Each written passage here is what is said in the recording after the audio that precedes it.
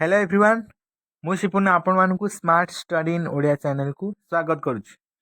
Dear students, आज आम plus two second year रो इकोनॉमिक्स रो फर्स्ट यूनिट रे जो टॉपिक रही टोटाली आम फर्स्ट यूनिट रे तुम मैंने देखी पार्थ तीनोटी टॉपिक अच्छी केतोटी ना तीनोटी टॉपिक अच्छी। ये तीनोटी टॉपिक भितर आज आम प्रथम टॉपिक बा प्रथम अध्याय को पढ़िबा ता विषय नोट जानिबा कौन रही टॉपिक। ए टॉपिक टी रही अर्थशास्त्र संज्ञा परिसर और विषय वस्तु। ए सबु किछि को संपूर्ण ओडिया रे पिला माने बुझिबा बहुत सरल भाषा रे जो जहाद्वारा तुमने प्लस टू बोर्ड परीक्षा रे इकोनॉमिक्स रे बहुत भल भाव में लिखि पारिबो। ए फर्स्ट यूनिट रे तुम पिला माने इंटरनल ले जाउची, तेन करी बहुत इंपोर्टेंट तुम मानक पई रही। दयकर वीडियो को आरंभ रु शेष पर्यंत देखंतु, सबु किछि नोट को बुझी पारिबे। तो डेरी न करी आज प्रथम विषय अर्थशास्त्र संज्ञा परिसर विषय वस्तु को देखिबा। माने प्रथम आम पढ़ा जाऊे अर्थशास्त्र संज्ञा डेफिनेशन ऑफ इकोनॉमिक्स। अर्थशास्त्र जी भी इम्पोर्टाट मुझे पढ़ेबी, आपण मैंने ही खातार नोट करी बारंबार रिविजन करेंगे। अर्थशास्त्र शब्दटी ग्रीक शब्द ओइकोनोमिया रु उद्धृत होइछि बोली विश्वास करे जाए। ओइकोनोमिया शब्दटी दुईटी ग्रीक शब्दर सम्मिश्रण रे गठित होइछि, अर्थात ओइकोनोमिया शब्दटी दुईटा वार्ड रे दुईटा शब्द को लेकिन तैयारी होइछि। प्रथमटी हैला ओइकस जहार अर्थ हैला परिवार, एवं द्वितीयटी हैला नेमिनिया नेमिन नेमिन जहार अर्थ हैला परिचालना। सही दृष्टिकोण रु अर्थशास्त्र को पारंपरिक अर्थ परिवार परिचालना संबंधी विज्ञान बोली कह जाए। ये पे गोटे सर्ट क्वेश्चन हो पार। अर्थशास्त्र को पारंपरिक अर्थ डैश संबंधी विज्ञान बोली कह जाए, परिवार परिचालना संबंधी विज्ञान। अर्थशास्त्र एपरी एक संज्ञा अर्थशास्त्र परिसर को संकुचित करिछि, कारण सामाजिक विज्ञान परिसर व्यापक सहित अर्थव्यवस्थार परिसर मध्य व्यापक होछि। अर्थशास्त्र एक व्यापक बा विस्तृत संज्ञा निरूपण करने अर्थशास्त्र माने अर्थशास्त्री माने विभिन्न प्रकार संज्ञा निरूपण बा प्रकरण करिसेंति। ए समस्त संज्ञा आलोचना करने संभवपर होइनथिबारु आमको अर्थशास्त्र तीन गोटी प्रतिनिधिमूलक संज्ञा आलोचना करने यथार्थ बा जरूरी अटे। अर्थशास्त्र से तीनोटी प्रतिनिधिमूलक संज्ञा गुड़िक निम्न उपस्थापन करागुड़िक कौन रही ना संपद संज्ञा वेल्थ डेफिनेशन, कल्याणकारी संज्ञा वेलफेयर डेफिनेशन, स्वल्पता संज्ञा स्कार्सिटी डेफिनेशन।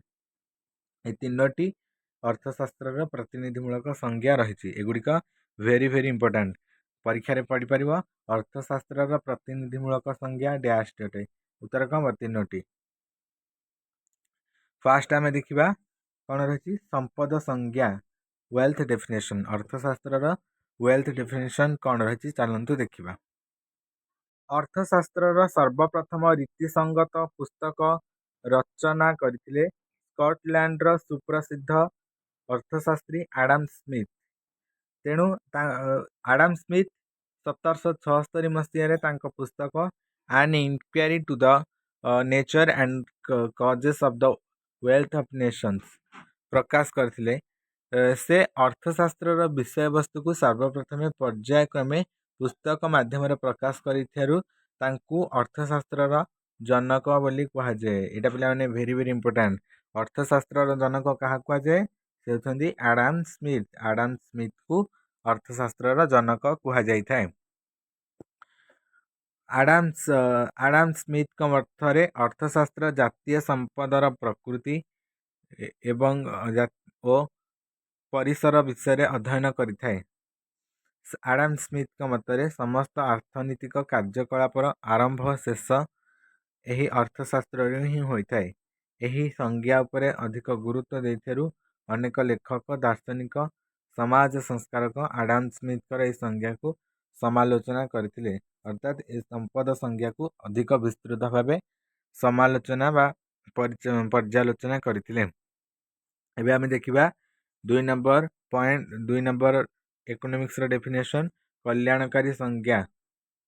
वेलफेयर डेफिनेशन संपद संज्ञा को प्रत्याख्यान करी विशिष्ट नव्य संस्थापक अर्थशास्त्रविद डॉक्टर आल्फ्रेड मर्शाल 1890 मसीह एक पुस्तक प्रचलन करथिले।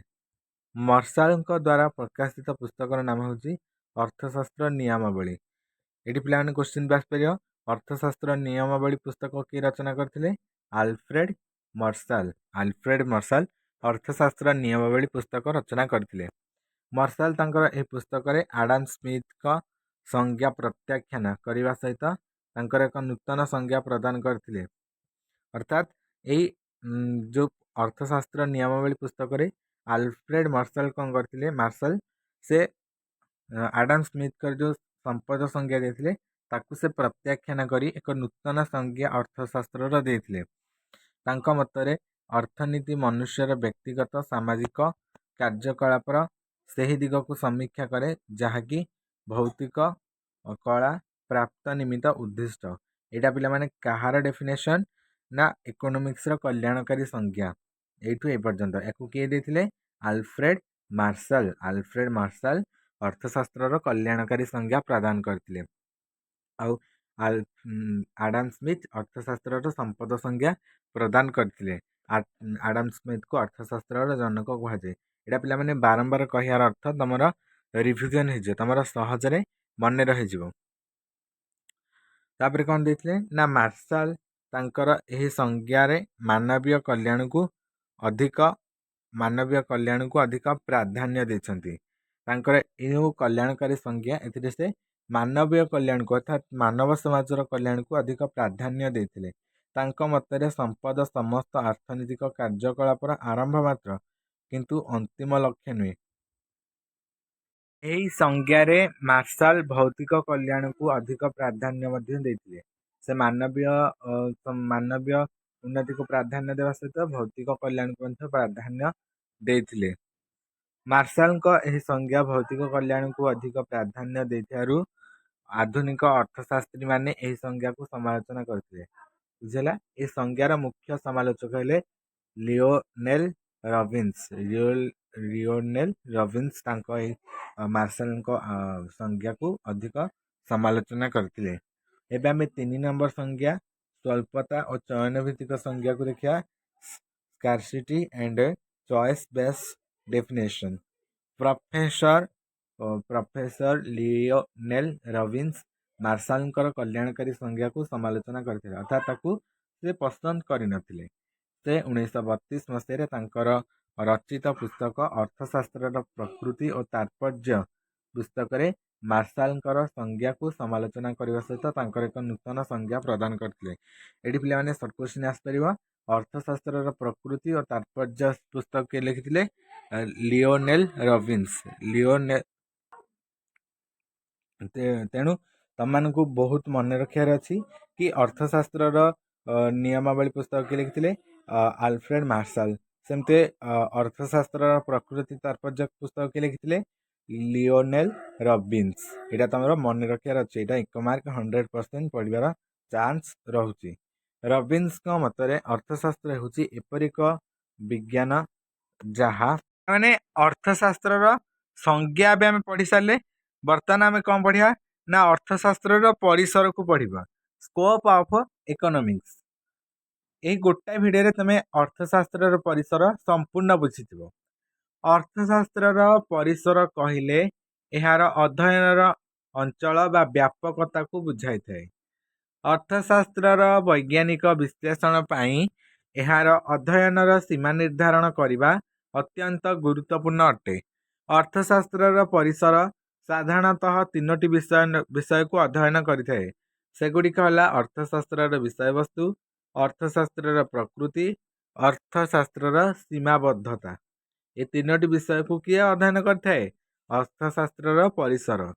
एटा पिला माने एग्जाम रे आसी परियो 2 मार्क पढ़ी परियो। अर्थशास्त्र परिसर कौन तुम एतिकी लिखिदेव। अर्थशास्त्र परिसर कहले यार अध्ययन व्यापकता को बुझाए।